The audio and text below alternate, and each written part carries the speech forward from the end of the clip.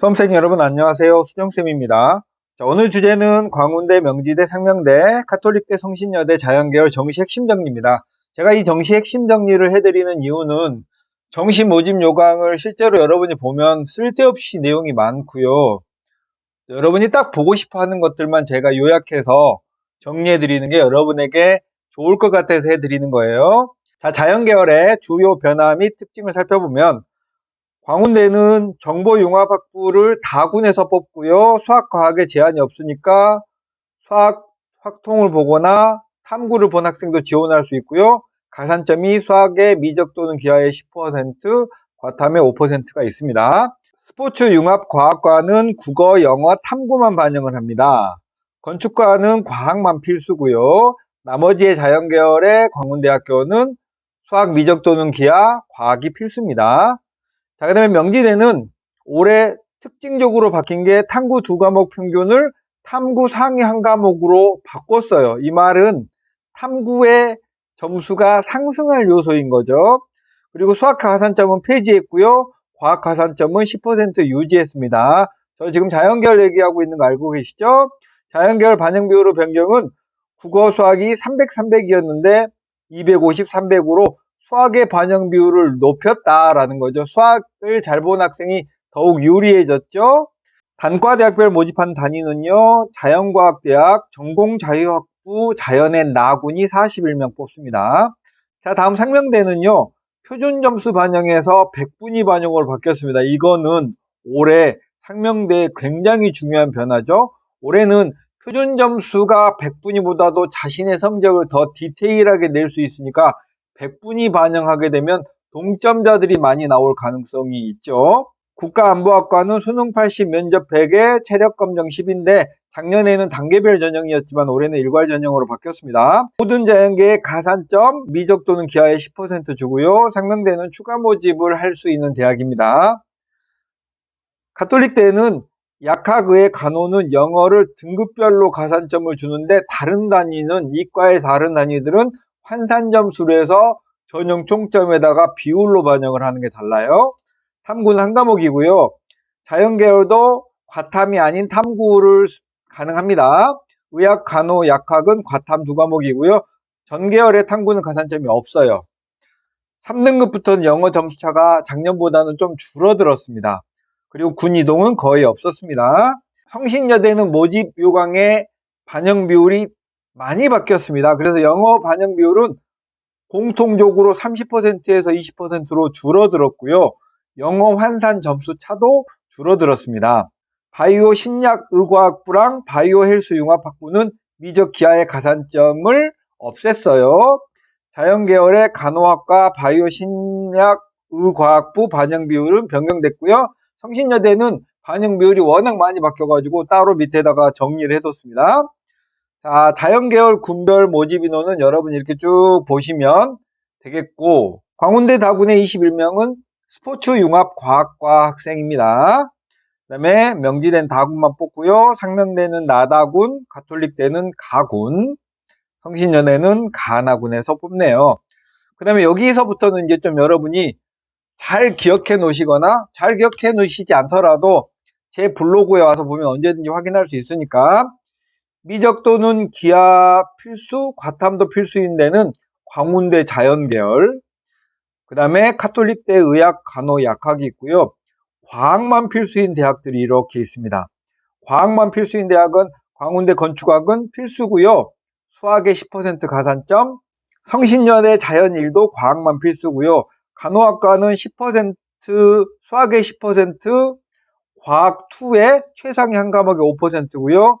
성신여대 바이오 신약의과학부는 과학 2 최상위 한 과목에 5%의 가산점을 줍니다.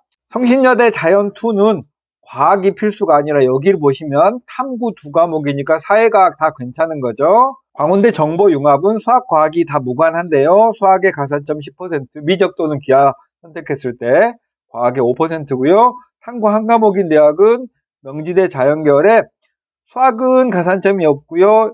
과탐만 가산점 10%, 가톨릭대 자연계열은 수학의 10%, 과탐의 가산점이 없고요. 상명대는 수학 10%, 미적 또는 기하 10%, 과학의 5%의 반영 비율이 있습니다. 성신여대 자연2는 과탐이 아닌 사회도 된다라는 말씀 다시 한번 드립니다.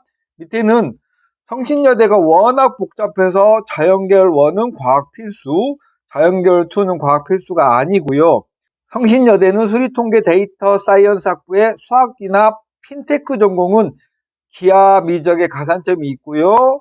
통계학이나 빅데이터 사이언스 전공은 수학엔 가산점이 없고 과탐 상위 한 과목만, 과탐 최상위 한 과목에만 가산점이 있다. 네, 성신여대는 작년에도 복잡했지만 올해도 복잡하면서 너무 많이 바뀌었어요. 좀 괴롭습니다. 자, 그 다음 자연계열의 수능 성적 반영 방법은 표준점수하고 국어수학 표준점수, 과학 변환점수를 사용한 데가 광운대, 국어수학 표준점수에 탐구, 사회나 과학 포함해서 탐구 변환점수를 쓰는 데가 가톨릭대, 백분위를 쓰는 데가 명지대, 성신여대, 상명여대가 이렇게 사용을 합니다. 그 다음에 자연계열 수능 반영 비율은 전체적으로 수학이 35%, 30%, 40% 정도 이렇게 있죠. 여러분이 이걸 쭉 보시면 되는데 주의할 건 가톨릭대 의예 약학 간호는 국수탑만 반영을 한다. 사실 영어도 영어의 반영 비율로 환산 점수를 해서 반영을 하잖아요. 근데 영어에 이제 점수들이 정해져 있고 여기 가톨릭대 의학 약학 간호는 영어가 가산점을 따로 조금 줘요. 그러니까 영어가 거의 반영이 안 되는 거죠. 나머지는 아래 다시 한번 표로 말씀드릴 거니까 다시 한번 확인해 보시고요. 자, 가톨릭대 의학과는 의예 약학 간호는 영어 가산점이 1등급 10점, 2등급 9.5, 3등급 9 이렇게 해서 작년하고 동일한데요. 점수차가 거의 없죠. 성신여대 자연이라고 불리우는 여기는 간호학 자연, 바이오 신약 의과학부, 바이오 헬스 융합부입니다. 여기 성신여대는 복잡하니까 정밀하게 잘 따지고요. 제가 입학처에 전화해서 물어봤습니다.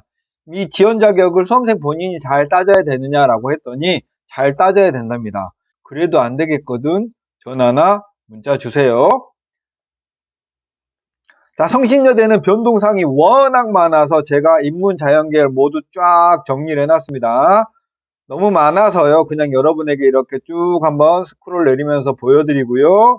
밑에 이렇게 제가 성신여대 자연1, 자연2 학과들도 다 분류를 해놨으니까 이거 보고 반영 비율이 어떻게 바뀌었느냐를 보시면 되겠고, 가장 큰 줄기는 영어의 반영 비율을 줄이면서 다른 과목이 늘어났어요. 그게 이 반영 비율의 변화의 핵심 포인트랍니다. 자, 영어 반영 방법은 명지대가 가장 점수차가 큰데요. 여기 표 뒤에 보면 영향률이 있죠. 영향률 1은, 자, 영향률 1은 광운대의 경우에는 1, 2등급 간의 점수차가 3점이죠. 그러면 영향률이 1이면 실제로 광운대식 점수 계산을 할 때 전형 총점에서 1, 2등급은 3점 차가 그대로 나는 거예요. 2등급의 차는 5점 차가 나는 거죠. 근데 명지대는 영향률이 2잖아요. 그러면 점수는 2점인데 실제로는 4점 차, 1등급과 3등급은 4점 차지만 실제로는 8점 차가 되는 거죠. 1등급하고 4등급은 10점 차지만 실제는 20점 차죠. 그래서 명지대는 이 점수 차들을 2배야 실제 전형 총점에서 반영하는 숫자가 되는 거고요. 상명여도 그렇죠. 그래서 명지대가 가장 반영 비율이 높고요. 성신여대는 학과별로 영어의 반영 비율이 낮잖아요. 영어 10% 반영하는 건 이대로고 20%면 2차에 2배, 30%면 2차에 3배를 해야 되니까 성신여대는 학과에 따라 실질적인 반영되는 숫자가 다르죠. 자, 한국사는 대동소이한데요. 성신여대만 1등급부터 0.5점씩 쭉 내려가는 형식이고요. 나머지는 4등급까지는 거의 비슷한데 5등급부터 조금씩 깎이니까 거의 영향은 없습니다. 참고로 아까 이 영어 반영에서요. 보통 지금 여러분이 보시는 대학들은 영어의 합격자의 평균이 2.5, 한 2.6 요 정도 되는 거니까 1등급을 기준으로 내가 몇 점 손해봤다 이렇게 생각하시 마시기 바랍니다. 자, 이렇게 해서 한국사 반영 방법까지 봤고요. 다음은 입결 보겠습니다. 네, 입결 보실 때는 대학마다 반영 비율이 다르고 또 모집 단위에 따라 또 다르니까 여기에 순위의 의미는 사실 거의 없는 거예요. 수학, 과학이 지정되어 있는 학교, 미적 또는 기하가 지정되어 있는 학교, 과학만 지정, 탐구가 하나가 보는 학과 이런 데가 다 다르기 때문에 서로 상호 간의 순위 비교는 큰 의미가 없다라는 점 미리 말씀드리고요. 명지대는 최종 등록자 상위 70% 평균치고요. 광운대, 카톨릭대, 성신여대, 상명대는 최종 등록자의 평균치입니다. 그러니까 명지대 점수가 살짝 더 높아 보이게끔 만들어진 거고요. 영어는 제외했고 국수탐의 단순 평균이다라는 거예요. 영어는 합격자의 평균이 2.5등급에서 3등급 정도 내외입니다. 자, 여기 보시는 표에는 제가 여러분의 이해를 돕기 위해서 노란색으로 이렇게 배경 표시를 해놓은 데는 미적 또는 기하하고 과탐이 필수인 학교고요. 분홍색으로만 되어져 있는 거는 과학만 필수인 학교들을 제가 이렇게 분류를 좀 해놨습니다. 그러니까 여러분이 이거 보시고 이 간호학과하고 이 학과는 물론 학과의 성격이나 이런 것도 다르긴 하지만 서로 반영하는 방법이 다르다는 점을 여러분이 잊지 마시면서 쭉 이 표를 분석해 보시면 되겠습니다. 그러니까 이런 거죠. 분석이라는 건 광운대 정보융합학부는 국수탐의 평균이 80.67 정도 된다. 내가 세 과목의 평균이 80.67 정도 되면 합격 가능권이겠구나 라는 것에서 일단 선택을 하는 거예요. 광운대 정보융합학부는 다군에서 뽑고요. 수학과학에 제한이 없었던 거 기억하시죠? 나머지도 핑크색은 과학만 필수, 노란색은 수학, 미적 또는 기하, 과학이 모두 필수고요. 색깔이 칠해져 있지 않은 거는 수학, 과학이 제한이 없다라는 거고요. 자, 이렇게 추합이 많이 돈 학과들도 작년과 모집 인원이 얼마나 증가했는지를 따져보시면 그게 여러분만의 자료가 되는 거예요. 그런 건 누가 해줄 수가 없거든요. 이 자료를 기초적으로 지원 가능한 학교를 선택하는 데 사용하시면서 더 디테일한 건 모의 지원이 가능한 진학사 프로그램을 이용하시면 되겠습니다. 자, 이렇게 마칠게요. 안녕히 계세요.